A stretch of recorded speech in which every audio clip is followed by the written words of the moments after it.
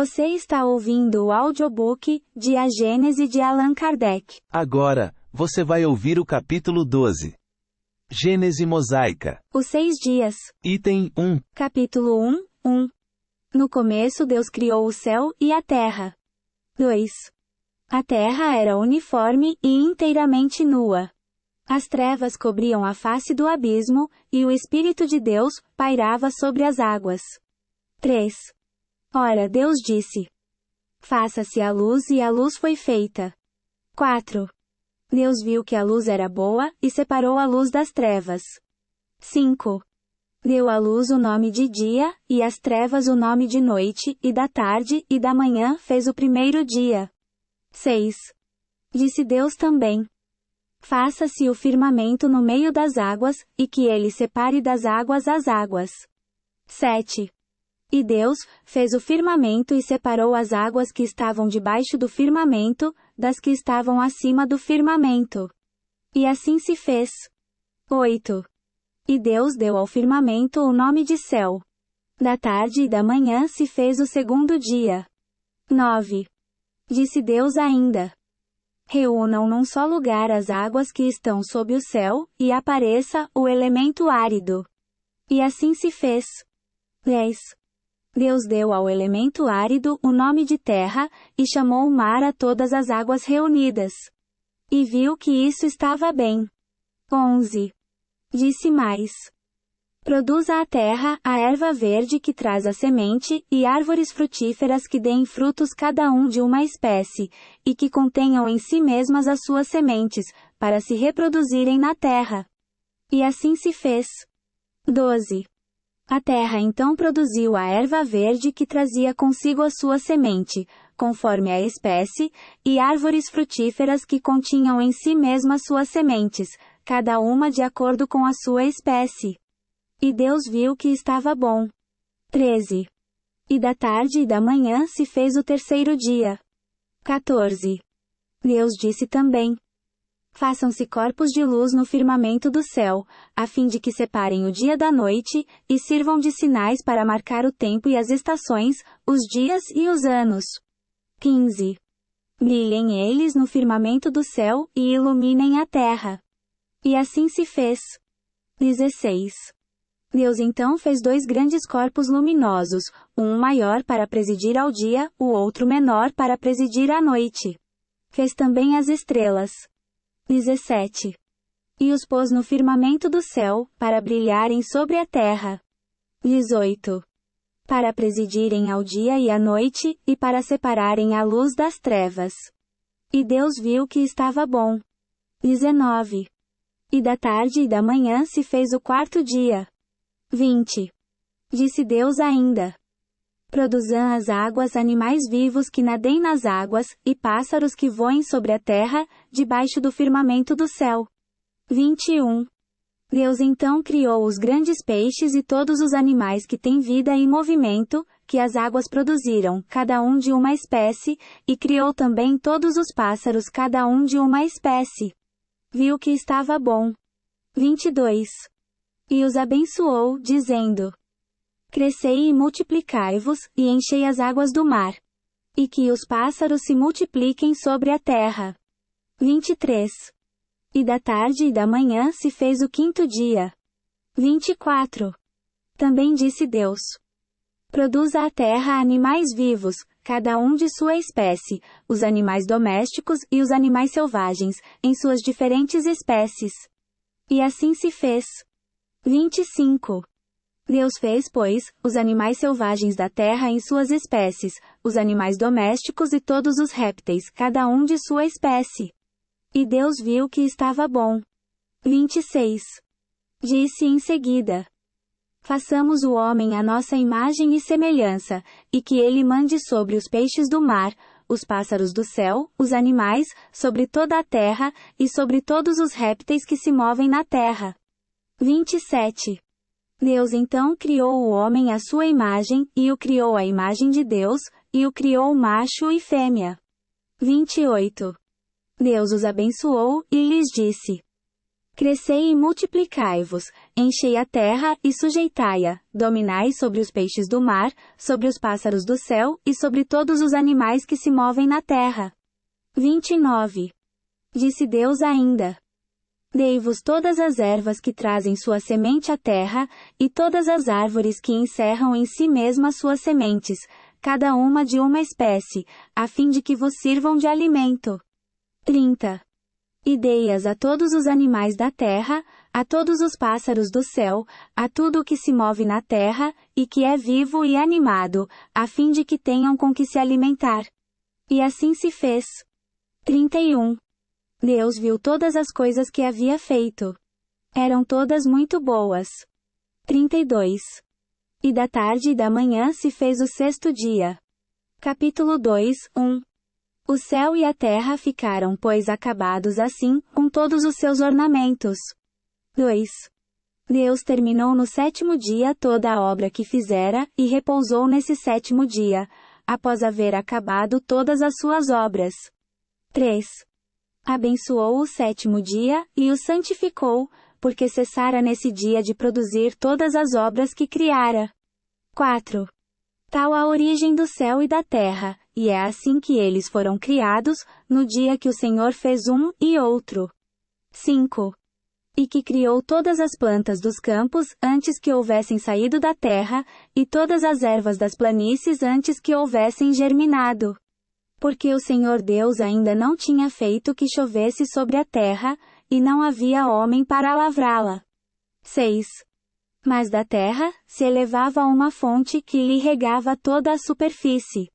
7. O Senhor Deus formou, pois, o homem do limo da terra, e lhe espalhou sobre o rosto um sopro de vida, e o homem se tornou vivente e animado. Ponto. Os 6 dias. Item 2.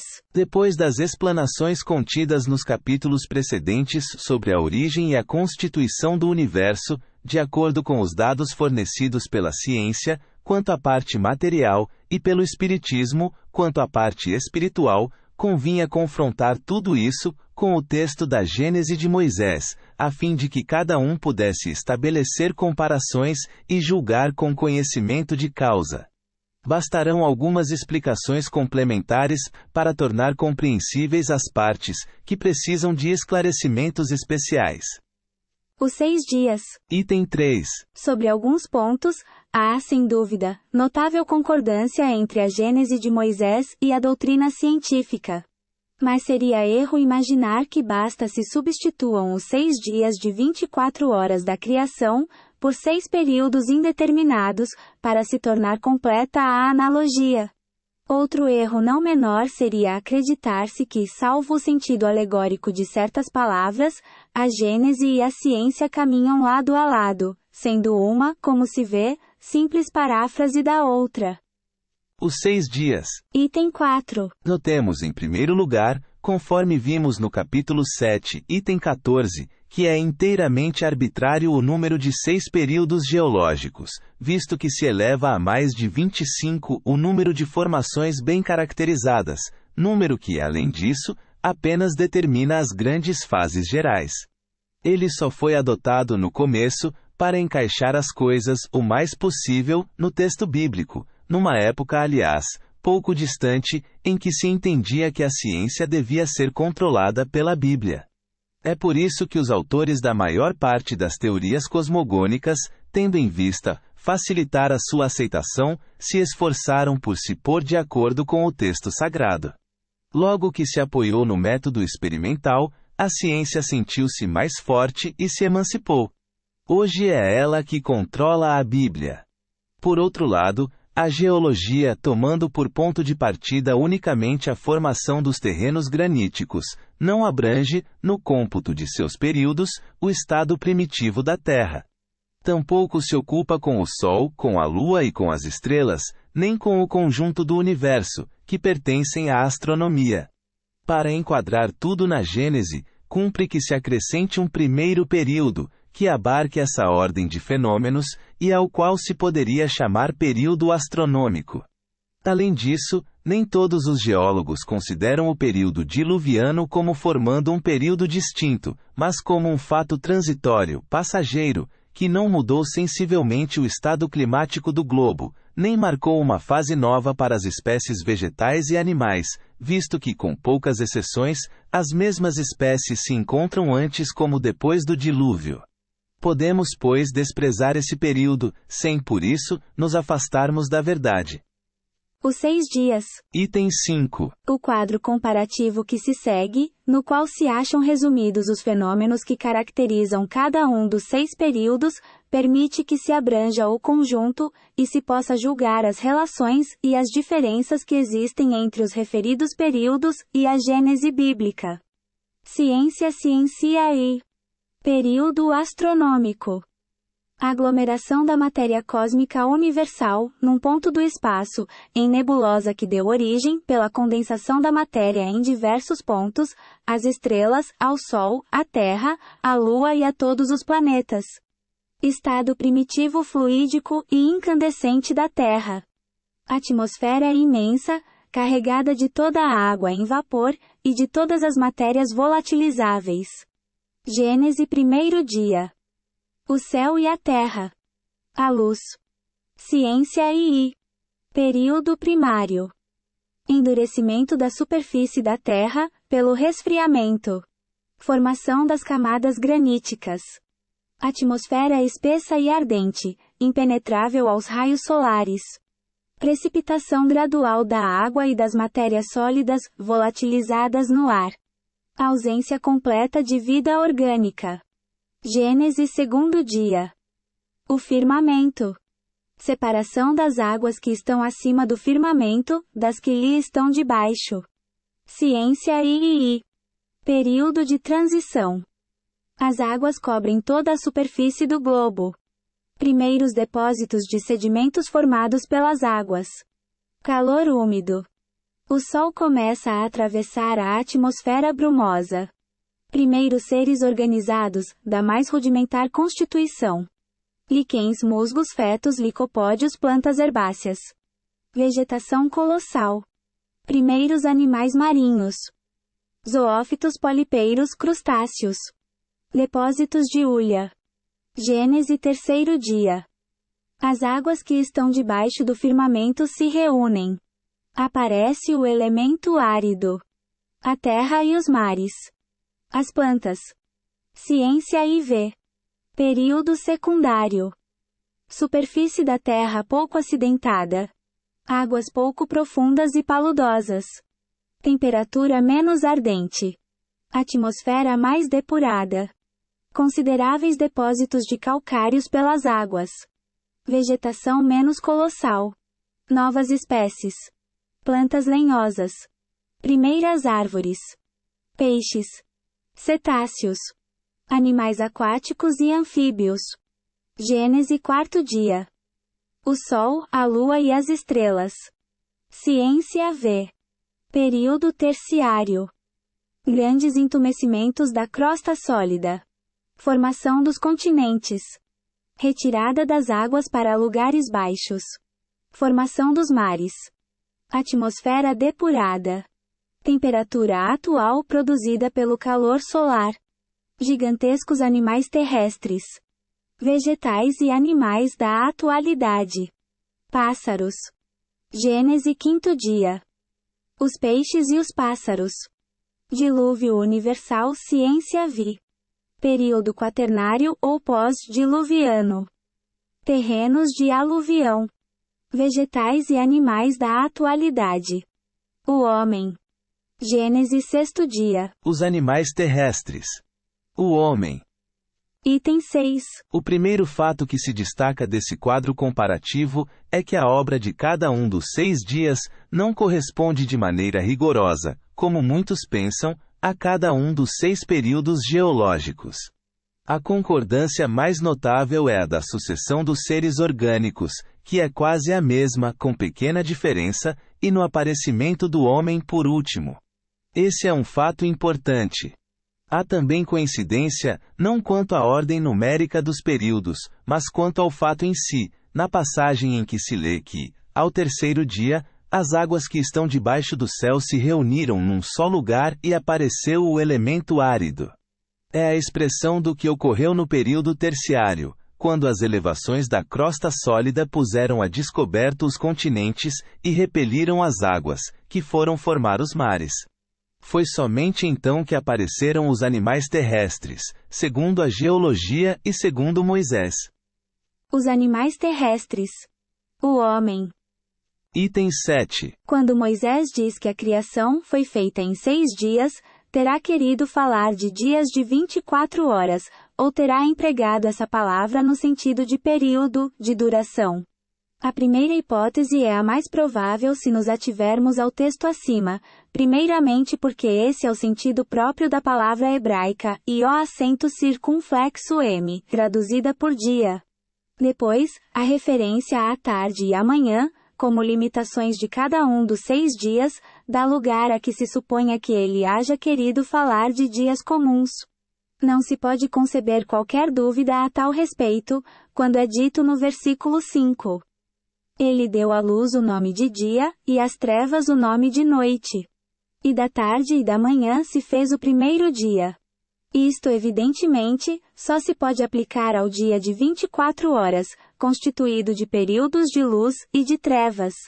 O sentido ainda se torna mais preciso quando ele diz, no versículo 17, falando do sol, da lua e das estrelas. Colocou-as no firmamento do céu, para luzirem sobre a terra, para presidirem ao dia e à noite, e para separarem a luz das trevas. E da tarde e da manhã se fez o quarto dia. Aliás, tudo na criação era miraculoso, e desde que se envereda pela senda dos milagres, pode-se perfeitamente crer que a terra foi feita em 6 vezes 24 horas, sobretudo quando se ignoram as primeiras leis naturais. Todos os povos civilizados partilharam dessa crença, até o momento em que a geologia forneceu as provas que demonstravam a sua impossibilidade. Os animais terrestres. O homem. Item 8. Um dos pontos da Gênese que tem sido mais criticados é o da criação do Sol depois da luz. Tentaram explicá-lo, com o auxílio dos próprios dados fornecidos pela geologia, dizendo que, nos primeiros tempos de sua formação, por se achar carregada de vapores densos e opacos, a atmosfera terrestre não permitia a visão do Sol que, assim, efetivamente não existia para a Terra.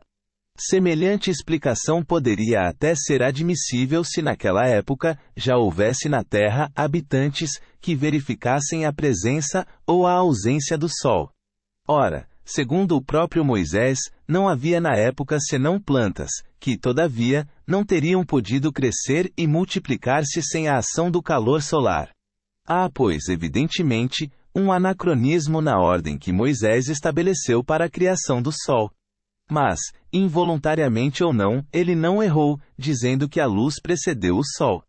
O Sol não é o princípio da luz universal, mas uma concentração do elemento luminoso em um ponto, ou, por outra, do fluido que, em certas circunstâncias, adquire as propriedades luminosas. Esse fluido, que é a causa, havia necessariamente de preceder ao Sol, que é apenas um efeito. O Sol é causa, relativamente à luz que dele se irradia. É efeito, com relação à luz que recebeu. Num aposento escuro, uma vela acesa é um pequeno sol. Que é que se fez para acender a vela?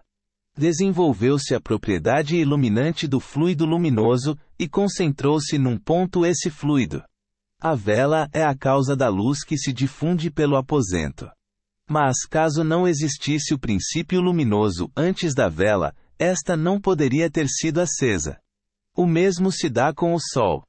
O erro provém da ideia falsa, alimentada por longo tempo, de que o universo inteiro começou com a Terra, não se compreendendo, em consequência, que o Sol pudesse ser criado depois da luz.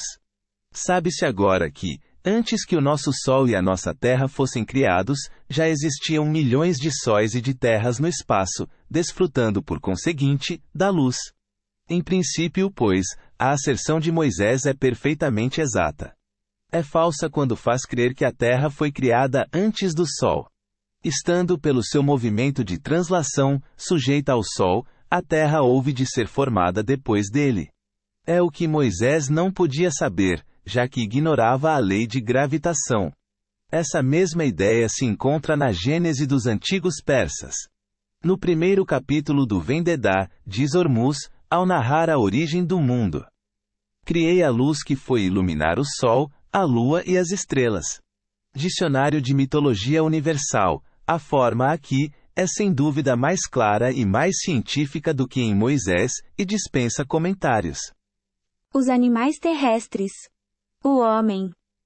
Item 9. Moisés, evidentemente, partilhava das mais primitivas crenças sobre a cosmogonia. Como os homens do seu tempo, ele acreditava na solidez da abóbada celeste e em reservatórios superiores para as águas. Essa ideia se acha expressa sem alegoria, nem ambiguidade nesta passagem, versículo 6 e seguintes. Deus disse: faça-se o firmamento no meio das águas, para separar das águas as terras. Deus fez o firmamento e separou as águas que estavam debaixo do firmamento, das que estavam por cima do firmamento. Veja-se capítulo 5, Antigos e Modernos Sistemas do Mundo, itens 3 a 5. Segundo uma crença antiga, a água era tida como o princípio primitivo, o elemento gerador, de sorte que Moisés não fala da criação das águas, parecendo que elas já existiam. As trevas cobriam o abismo, isto é, as profundezas do espaço, que a imaginação figurava ocupada vagamente pelas águas, em plenas trevas, antes da criação da luz. Eis aí porque Moisés diz: o Espírito de Deus pairava sobre as águas. Tida a terra como formada no meio das águas, era preciso isolá-la. Imaginou-se então que Deus fizera o firmamento, uma abóbada sólida, para separar as águas de cima das que estavam sobre a terra. A fim de compreendermos certas partes da Gênese, faz-se indispensável que nos coloquemos, no ponto de vista das ideias cosmogônicas da época que ela reflete. Os animais terrestres. O homem. Item 10. Em face dos progressos da física e da astronomia, é insustentável semelhante doutrina. Entretanto, Moisés atribui aquelas palavras ao próprio Deus. Ora, já que elas exprimem um fato notoriamente falso, de duas uma. Ou Deus se enganou no relato que fez de sua obra, ou esse relato não é de origem divina. Não sendo admissível a primeira hipótese, deve-se concluir que Moisés apenas exprimiu suas próprias ideias. Capítulo 1, item 3. Os animais terrestres. O homem. Item 11. Moisés se aproxima um tanto mais da verdade, dizendo que Deus formou o homem do limo da terra. 2. De fato a ciência demonstra, capitão X, que o corpo do homem se compõe de elementos tomados à matéria inorgânica, ou, por outra, ao limo da terra. A mulher formada de uma costela de Adão é uma alegoria, aparentemente pueril, se admitida ao pé da letra, mas profunda quanto ao sentido. Tem por fim mostrar que a mulher é da mesma natureza que o homem e que, por conseguinte, é igual a este perante Deus, e não uma criatura à parte, feita para ser subjugada e tratada como um ser desprezível. Tendo-a como saída da própria carne do homem, a imagem da igualdade é bem mais expressiva do que se houvera sido formada, separadamente, do mesmo limo. Equivale a dizer ao homem que ela é sua igual, e não sua escrava, que ele a deve amar como parte de si mesmo. Os animais terrestres. O homem. Item 12. Para espíritos incultos, sem nenhuma ideia das leis gerais, incapazes de abranger o conjunto e de conceber o infinito, essa criação miraculosa e instantânea apresentava qualquer coisa de fantástico que feria a imaginação. O quadro do universo tirado do nada, em alguns dias, por um só ato da vontade criadora, era para eles o sinal mais evidente do poder de Deus. Que descrição com efeito, mais sublime e mais poética desse poder do que estas palavras. Deus disse: faça-se a luz e a luz foi feita. Deus, a criar o universo pela ação lenta e gradual das leis da natureza, lhes teria parecido menor e menos poderoso. Precisavam qualquer coisa de maravilhoso, que saísse do modelo comum, porque, do contrário, teriam dito que Deus não era mais hábil do que os homens. Uma teoria científica e racional da criação os deixaria frios e indiferentes. Não rejeitemos, pois, a Gênese bíblica. Ao contrário, estudemo-la como se estuda a história da infância dos povos. Trata-se de uma época rica de alegorias, cujo sentido oculto se deve buscar. Alegorias que se devem comentar e explicar, com o auxílio das luzes da razão e da ciência. Cumpre, no entanto, ao ressaltar as suas belezas poéticas e os seus ensinamentos velados pela forma imaginosa, que se lhe apontem expressamente os erros, no próprio interesse da religião. Esta será muito mais respeitada quando esses erros deixarem de ser impostos à fé, como verdades, e Deus parecerá maior e mais poderoso quando não lhe envolverem o nome em fatos controversos. Paraíso Perdido 3. Item 13. Capítulo 2-8. Ora, o Senhor Deus plantara desde o começo um jardim de delícias, no qual pôs o homem que ele formara. 9. O Senhor Deus também fizera sair da terra toda espécie de árvores belas ao olhar, e cujo fruto era agradável ao paladar, e no meio do paraíso, 4. A árvore da vida, com a árvore da ciência do bem e do mal. Jeová Elohim fez sair da terra Min-Hadama, toda árvore bela de se ver e boa para se comer, e a árvore da vida, Veretz Achaim, no meio do jardim, e a árvore da ciência do bem e do mal. Paraíso Perdido 3. Item 15. O Senhor tomou, pois, do homem e o colocou no paraíso de delícias, a fim de que o cultivasse e guardasse. 16. Deu-lhe também essa ordem e lhe disse: come de todas as árvores do paraíso. Jeová Elohim ordenou ao homem, Hal-Hadon, dizendo: de toda árvore do jardim podes comer. 17. Mas não comas absolutamente o fruto da árvore da ciência do bem e do mal. Porquanto, logo que o comeres, morrerás com toda a certeza. E a árvore da ciência do bem e do mal, ou metes a Daat Tob Vara, não comerás, pois que no dia em que dela comeres morrerás. Paraíso Perdido 3. Item 14. Capítulo 3-1. Ora, a serpente era o mais astuto de todos os animais que o Senhor Deus formara na terra. E ela disse à mulher: por que Deus vos ordenou que não comesseis os frutos de todas as árvores do paraíso? E a serpente Nanche era mais astuta do que todos os animais terrestres que Jeová Elohim havia feito. Ela disse à mulher, El-Raixa: Elohim terá dito: não comereis de nenhuma árvore do jardim? 2. A mulher respondeu: comemos dos frutos de todas as árvores que estão no paraíso. Disse ela, a mulher, à serpente: podemos comer do fruto mipere das árvores do jardim. 3. Mas, quanto ao fruto da árvore que está no meio do paraíso, Deus nos ordenou que não comêssemos dele e que não lhe tocássemos, para que não corramos o perigo de morrer. 4. A serpente replicou à mulher: certamente não morrereis. 5. Mas é que Deus sabe que, tão logo houverdes comido desse fruto, vossos olhos se abrirão e sereis como deuses, conhecendo o bem e o mal. 6. A mulher considerou então que o fruto daquela árvore era bom de comer, que era belo e agradável à vista. E tomando dele, o comeu e o deu a seu marido, que também comeu. A mulher viu que a árvore era boa como alimento, e que era desejável a árvore para compreender, lísquio, e tomou de seu fruto, etc. 8. E como ouvissem a voz do Senhor Deus, que passeava à tarde pelo jardim, quando sopra um vento brando, eles se retiraram para o meio das árvores do paraíso, a fim de se ocultarem de diante da sua face. 9. Então o Senhor Deus chamou Adão, e lhe disse: onde estás? 10. Adão lhe respondeu: ouvi a tua voz no paraíso, e tive medo, porque estava nu, sendo essa a razão por que me escondi. 11. O Senhor lhe retrucou: e como soubestes que estavas nu, senão porque comeste o fruto da árvore da qual eu vos proibi que comesseis? 12. Adão lhe respondeu: a mulher que me deste por companheira, me apresentou o fruto dessa árvore, e eu dele comi.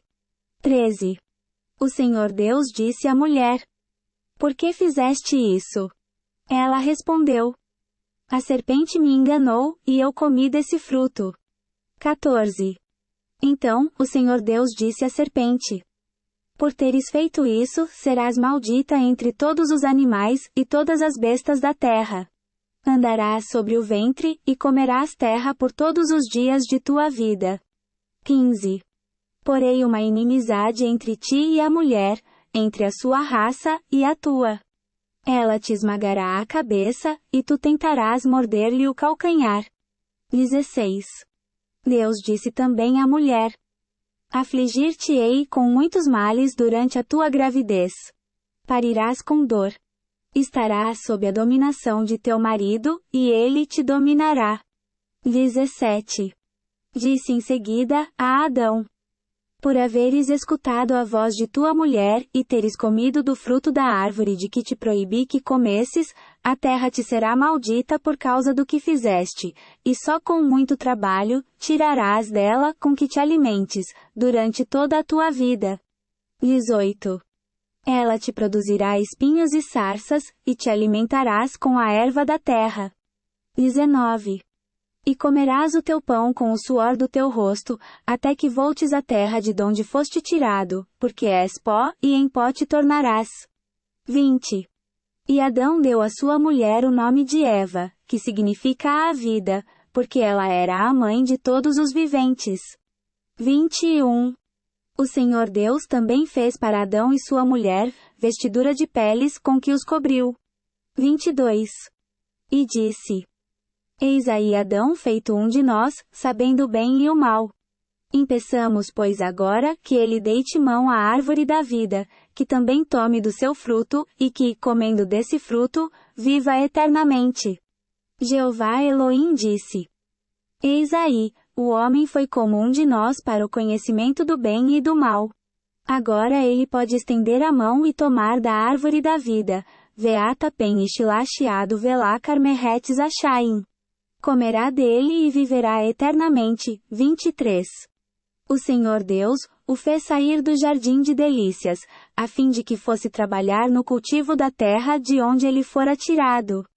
E tendo-o expulsado, colocou querubins 5, diante do jardim de delícias, os quais faziam luzir uma espada de fogo, para guardarem o caminho que levava à árvore da vida. Ponto. Paraíso Perdido 3. Item 15. Sob uma imagem pueril e às vezes ridícula, se nos ativermos à forma, a alegoria oculta frequentemente grandes verdades. À primeira vista, haverá fábula mais absurda do que a de Saturno, o deus que devorava pedras, tomando-as por seus filhos. Entretanto, quanta filosofia e quanta verdade nessa figura, se lhe buscarmos o sentido moral.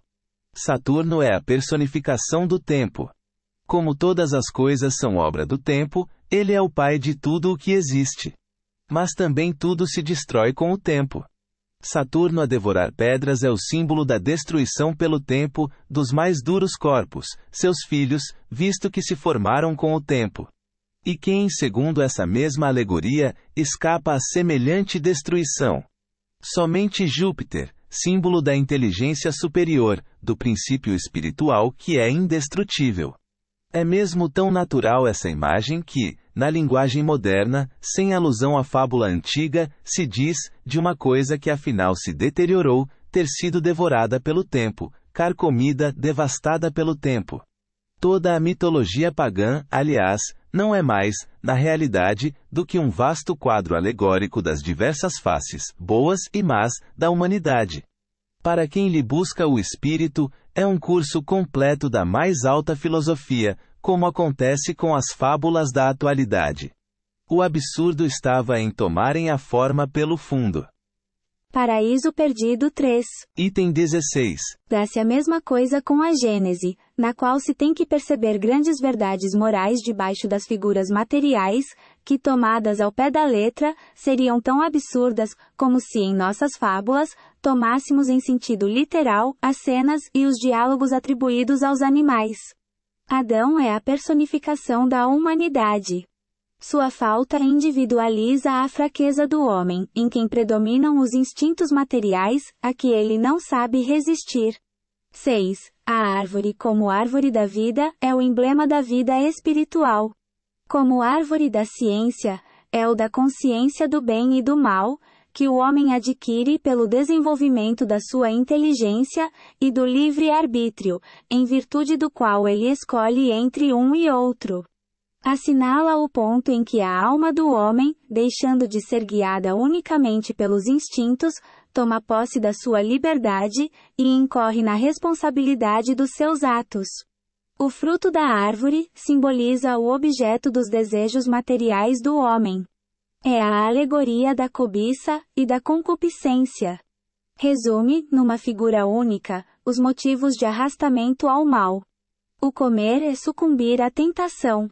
A árvore se ergue no meio do jardim de delícias para mostrar que a sedução está no seio mesmo dos prazeres, e para lembrar que, se o homem der preponderância aos gozos materiais, prender-se-á à terra, e se afastará do seu destino espiritual. 7. A morte de que ele é ameaçado, caso transgrida a proibição que lhe é feita, é um aviso das consequências inevitáveis, físicas e morais, decorrentes da violação das leis divinas que Deus lhe gravou na consciência. É bem evidente que aqui não se trata da morte corpórea, pois que, depois de cometida a falta, Adão ainda viveu longo tempo, mas sim da morte espiritual, ou, em outras palavras, a perda dos bens que resultam do adiantamento moral, perda figurada pela sua expulsão do jardim de delícias. Paraíso Perdido 3. Item 17. A serpente está longe de ser considerada hoje como tipo de astúcia. Ela entra aqui mais pela sua forma do que pelo seu caráter, como alusão à perfídia dos maus conselhos, que se insinuam como a serpente, e da qual, por essa razão, muitas vezes o homem nem desconfia. Aliás, se a serpente, por haver enganado a mulher, é que foi condenada a rastejar, dever-se a deduzir que antes esse animal tinha pernas. Mas neste caso, já não era serpente. Por que, então, impor a fé ingênua e crédula das crianças como verdades, alegorias tão evidentes, e que, falseando o julgamento delas, faz que mais tarde venham a considerar a Bíblia como uma colcha de fábulas absurdas. Ponto de interrogação. Além disso, deve-se notar que o termo hebreu nash, traduzido por serpente, vem da raiz nash, que significa fazer encantamentos, adivinhar as coisas ocultas, podendo, pois, significar encantador, adivinho. Com esta acepção, ele é encontrado na própria Gênesis 44. 5 e 15, a propósito da taça que José mandou esconder no saco de Benjamim. A taça que roubaste é a mesma em que meu senhor bebe, e de que se serve para adivinhar Naash. 8. Ignoras que não há quem me iguale na ciência de adivinhar Naash. No livro Números 23. 23. Não há encantamentos Naash em Jacó, nem adivinhos em Israel. Em consequência, a palavra Naash tomou também a significação de serpente, réptil que os encantadores tinham a pretensão de encantar, ou de que se serviam em seus encantamentos. A palavra Naash só foi traduzida por serpente na versão dos 70, os quais, segundo Hudson, corromperam o texto hebreu em muitos lugares, versão essa escrita em grego, no 2º século da era cristã. As inexatidões dessa versão resultaram, sem dúvida, das modificações que a língua hebraica sofrera no intervalo transcorrido, visto que o hebreu do tempo de Moisés era uma língua morta, que diferia do hebreu vulgar, tanto quanto o grego antigo e o árabe literário diferem do grego e do árabe modernos. 9. É, pois, provável que Moisés tenha apresentado como sedutor da mulher o desejo indiscreto de conhecer as coisas ocultas, suscitado pelo espírito de adivinhação, o que concorda com o sentido primitivo da palavra nash, adivinhar, e, por outro lado, com estas palavras: Deus sabe que, logo que houverdes comido desse fruto, vossos olhos se abrirão e sereis como deuses. Ela, a mulher, viu que era cobiçável a árvore para compreender, lisque-o, e tomou do seu fruto. Não se deve esquecer que Moisés queria proscrever de entre os hebreus a arte da adivinhação praticada pelos egípcios, tanto é que proibiu os primeiros de interrogar os mortos e o espírito Piton. O céu e o inferno, primeira parte, capítulo 11. Paraíso Perdido 3. Item 18. A passagem que diz: O Senhor passeava pelo jardim à tarde, quando se levanta vento brando, é uma imagem ingênua e um tanto pueril, que a crítica não deixou de assinalar. Mas nada tem que surpreenda, se nos reportarmos à ideia que os hebreus dos tempos primitivos faziam da divindade. Para aquelas inteligências limitadas, incapazes de conceber abstrações, Deus havia de ter uma forma concreta, e eles referiam tudo à humanidade, como o único ponto que conheciam. Por isso Moisés lhes falava como a crianças, por meio de imagens sensíveis. No caso de que se trata era a personificação da potência soberana, como os pagãos personificavam, em figuras alegóricas, as virtudes, os vícios e as ideias abstratas. Mais tarde, os homens despojaram da forma a ideia, do mesmo modo que a criança tornada adulta, procura o sentido moral dos contos com que foi acalentada. Deve-se, portanto, considerar essa passagem como uma alegoria, figurando a divindade a vigiar em pessoa os objetos da sua criação. O grande rabino Og a traduziu assim: Eles ouviram a voz do eterno Deus, percorrendo o jardim do lado de onde vem o dia. Paraíso Perdido 3. Item 19. Se a falta de Adão consistiu literalmente em ter comido um fruto, ela não poderia de modo algum, pela sua natureza quase pueril, justificar o rigor com que foi punida. Não se poderia tampouco admitir, racionalmente, que o fato seja qual geralmente o supõe. De outro modo Deus, ao considerar irremissível o fato, teria condenado a sua própria obra, já que ele criara o homem para a propagação.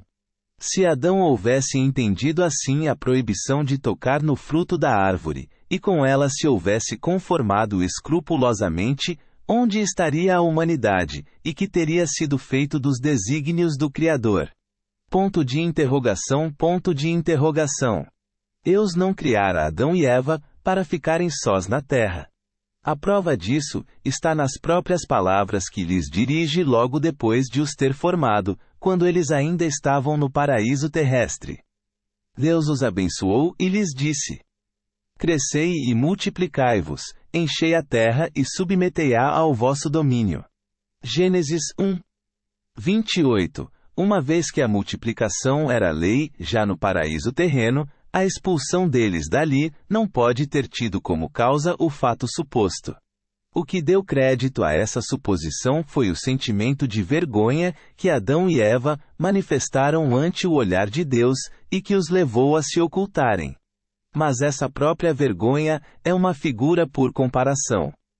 Simboliza a confusão que todo culpado experimenta em presença daquele que por ele foi ofendido. Paraíso Perdido 3.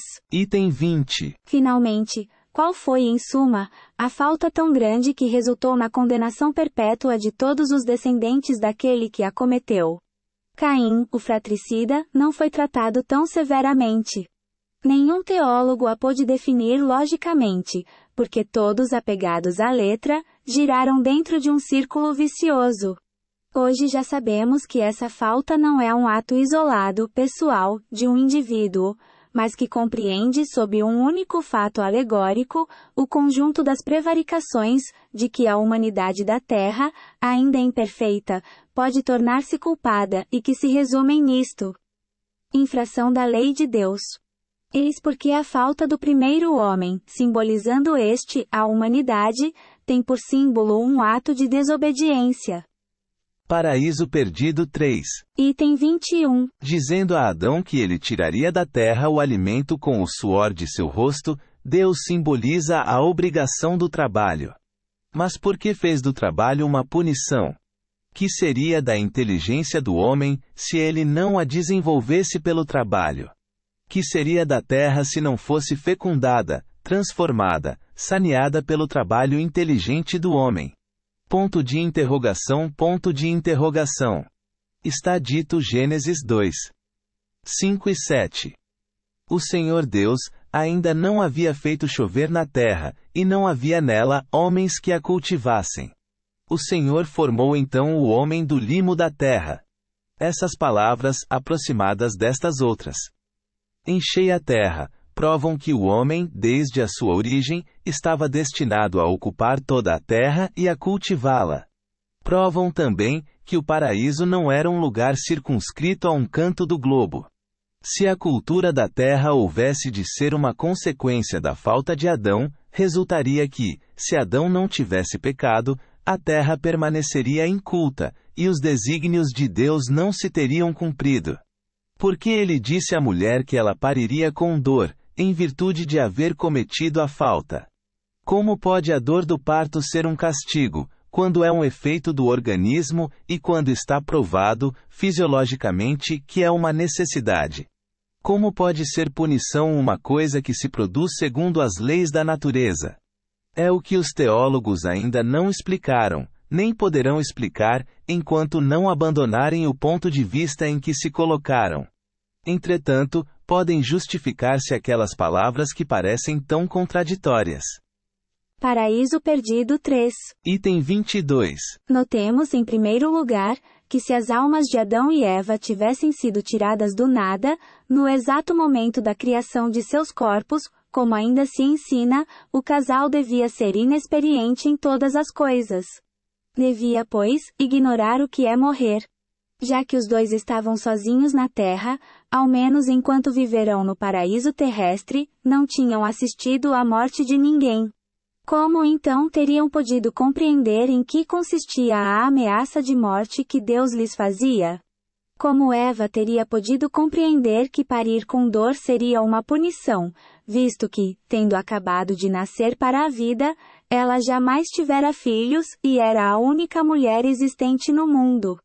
Ponto de interrogação. Essas palavras de Deus, portanto, não deviam ter nenhum sentido para Adão e Eva. Mal surgidos do nada, eles não podiam saber como nem por que haviam surgido ali. Não deviam compreender nem o Criador, nem o motivo da proibição que lhes era feita. Sem nenhuma experiência das condições da vida, pecaram como crianças que agem sem discernimento, o que torna ainda mais incompreensível a terrível responsabilidade que Deus fez pesar sobre eles e sobre a humanidade inteira. Paraíso Perdido 3. Item 23. Entretanto, o que constitui para a teologia um caso sem solução, o Espiritismo o explica sem dificuldade e de maneira racional, pela anterioridade da alma e pela pluralidade das existências, lei sem a qual tudo é mistério e anomalia na vida do homem. Com efeito, admitamos que Adão e Eva já tivessem vivido e tudo logo se justifica. Deus não lhes fala como a crianças, mas como a seres no estado de o compreenderem e que o compreendem, prova evidente de que ambos trazem aquisições anteriores. Admitamos, além disso, que hajam vivido em um mundo mais adiantado e menos material do que o nosso, onde o trabalho do espírito substituía o do corpo. Que, por se haverem rebelado contra a lei de Deus, figurada na desobediência, tenham sido afastados de lá e exilados por punição para a terra, onde o homem, pela natureza do globo, é constrangido a um trabalho corpóreo, e reconheceremos que Deus estava coberto de razão quando lhes disse: no mundo em que ireis viver doravante, cultivareis a terra, e dela tirareis o alimento com o suor do vosso rosto. E a mulher: parirás com dor, porque tal é a condição desse mundo. Capítulo 11, itens 31 e seguintes, o paraíso terrestre, cujos vestígios têm sido inutilmente procurados na terra, era, por conseguinte, a figura do mundo de felicidade onde Adão vivera, ou melhor, onde vivera a raça dos espíritos que ele personifica. A expulsão do paraíso marca o momento em que esses espíritos vieram encarnar entre os habitantes do nosso planeta, e a mudança de situação foi a consequência da expulsão. O anjo armado com uma espada flamejante, a defender a entrada do paraíso, simboliza a impossibilidade em que se acham os espíritos dos mundos inferiores, de penetrar nos mundos superiores, antes que o mereçam pela sua depuração. Veja-se adiante o capítulo 14, itens 8 e seguintes. Paraíso Perdido 3. Item 24. Capítulo 4 a 13. Caim, depois do assassínio de Abel, responde ao Senhor: A minha iniquidade é grande demais, para que me possa ser perdoada. 14. Vós me expulsais hoje de cima da terra, e eu irei me ocultar da vossa face. Serei fugitivo e vagabundo na terra, e qualquer um então que me encontre me matará. 15. O Senhor lhe respondeu: Não, isto não se dará, porquanto quem matar Caim será punido severamente. E o Senhor pôs um sinal sobre Caim, a fim de que não o matassem os que viessem a encontrá-lo. 16. Tendo-se retirado de diante do Senhor, Caim ficou errando pela terra e habitou a região oriental do Éden. 17. Havendo conhecido sua mulher, ela concebeu e pariu Rinor. Ele construiu Vai-Ribona. Literalmente. Estava construindo uma cidade a que chamou Rinor, Enoquia, do nome de seu filho. Gênesis 4. 13 a 17. Paraíso Perdido 3. Item 25. Se nos apegarmos à letra de Gênesis, eis as consequências a que chegaremos. Adão e Eva estavam sós no mundo, depois de expulsos do paraíso terrestre. Só posteriormente tiveram os dois filhos Caim e Abel. Ora, tendo-se Caim retirado para outra região depois de haver assassinado o irmão, não tornou mais a ver seus pais, que de novo ficaram isolados.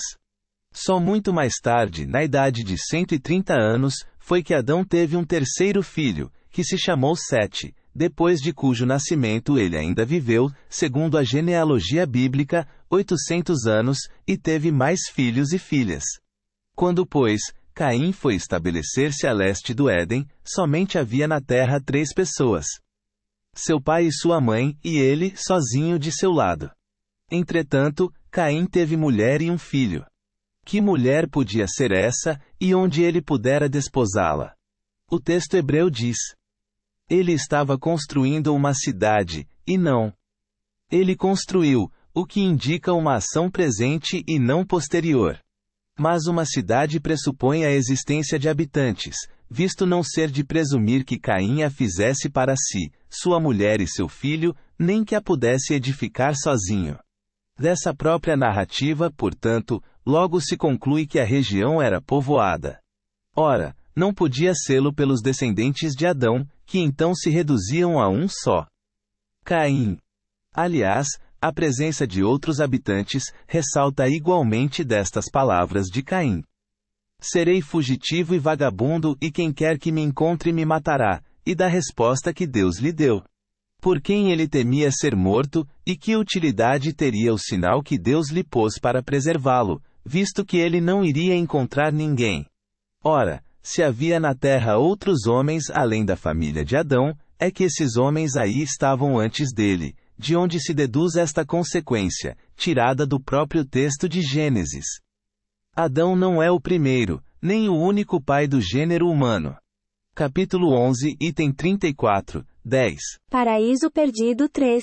Item 26. Verão necessários os conhecimentos que o Espiritismo forneceu acerca das relações do princípio espiritual com o princípio material, acerca da natureza da alma, da sua criação em estado de simplicidade e de ignorância, da sua união com o corpo, da sua indefinida marcha progressiva através de sucessivas existências e através dos mundos, que são outros tantos degraus da senda do aperfeiçoamento, acerca da sua gradual libertação da influência da matéria, mediante o uso do livre arbítrio, da causa dos seus pendores bons ou maus e de suas aptidões, do fenômeno do nascimento e da morte, da situação do espírito na erraticidade, e finalmente, do futuro como prêmio de seus esforços por se melhorar, e da sua perseverança no bem, para que se fizesse luz sobre todas as partes da gênese espiritual. Graças a essa luz, o homem sabe doravante de onde vem, para onde vai, porque está na terra e porque sofre. Sabe que seu futuro está em suas mãos, e que a duração do seu cativeiro neste mundo depende unicamente dele. Despida da alegoria acanhada e mesquinha, a Gênese se lhe apresenta grande e digna da majestade, da bondade e da justiça do Criador. Considerada desse ponto de vista, ela confundirá a incredulidade e triunfará. 1. Nota da Allan Kardec. Por mais grosseiro que seja o erro de tal crença, com ela ainda se embalam as crianças do nosso tempo, como se tratasse de uma verdade sagrada. Tremem os educadores, quando ousam aventurar-se a uma tímida interpretação. Como pretenderem que isso não venha mais tarde a fazer incrédulos? 2. Nota da Allan Kardec. O termo hebreu Hadam, homem do qual se compôs Adão, e o termo Hadama, terra, têm a mesma raiz 3. Nota da Allan Kardec. Em seguida a alguns versículos, se acha a tradução literal do texto hebreu, exprimindo mais fielmente o pensamento primitivo. O sentido alegórico ressalta assim mais claramente. 4. Nota da Allan Kardec. Paraíso do latim paradisos, derivado do grego paradeisos, jardim, pomar, lugar plantado de árvores. O termo hebreu empregado em Gênesis é Reigan, que tem a mesma significação. 5. Nota da Allan Kardec. No hebreu cherube, querube, lavrar. Anjos do segundo coro da primeira hierarquia, que eram representados com 4 asas, 4 faces e patas de boi. 6. Nota da Allan Kardec. Está hoje perfeitamente reconhecido que a palavra hebreia Hadam não é um nome próprio, mas significa o homem em geral, a humanidade, o que destrói toda a estrutura levantada sobre a personalidade de Adão. 7. Nota da Allan Kardec. Em nenhum texto o fruto é especializado na maçã, palavra que só se encontra nas versões infantis. O termo do texto hebreu é peri, que tem as mesmas acepções que em francês, sem determinação de espécie, e pode ser tomado em sentido material, moral, alegórico, em sentido próprio e figurado. Para os israelitas, não há interpretação obrigatória. Quando uma palavra tem várias acepções, cada um a entende como quer, contanto que a interpretação não seja contrária à gramática. O termo peri foi traduzido em latim por malum, que se aplica tanto à maçã, como a qualquer outra espécie de frutos. Deriva do grego melan, particípio do verbo melo, interessar, cuidar, atrair. 8. Nota da Allan Kardec. Desse fato se poderá inferir que os egípcios conheciam a mediunidade no copo de água. Revista Espírita, junho de 1868. 9. Nota da Allan Kardec. O termo Nash existia na língua egípcia, com a significação de negro, provavelmente porque os negros tinham o dom dos encantamentos e da adivinhação. Talvez também por isso é que as esfinges, de origem assíria, eram representadas por uma figura de negro. 10. Nota da Allan Kardec. Esta ideia não é nova. Lapeyriere, sábio teólogo do século XVII, em seu livro Pré-Adamitas, escrito em latim e publicado em 1655, extraiu do texto original da Bíblia, adulterado pelas traduções, a prova evidente de que a terra era habitada antes da vinda de Adão. Essa é a opinião atual de muitos eclesiásticos esclarecidos. Ponto.